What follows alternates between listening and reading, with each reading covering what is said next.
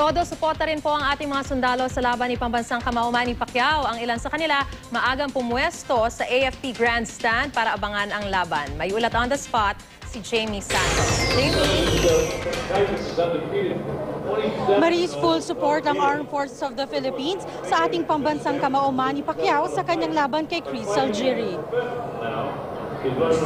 Singtindi ng sikat ng araw ang suporta ng AFP kay Pacquiao, kaya kahit naman mainit ang pwesto sa AFP Grandstand, ay di nila ito ininda.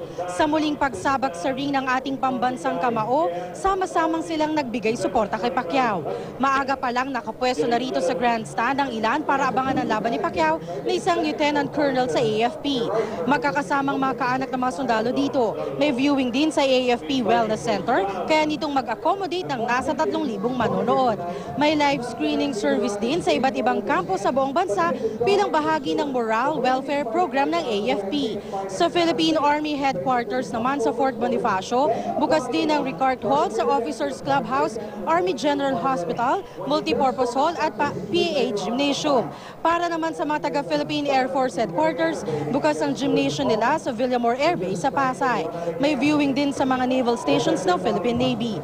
Patuloy na rin tinututukan ng mga kababayan natin ang laban ni Pacman at Algieri at umaasang makakamit ulit natin ang tagumpay. At yan ang latest mula dito sa AFP Grandstand. Balik sa iyo, Maris. Maraming salamat, Jamie Santos.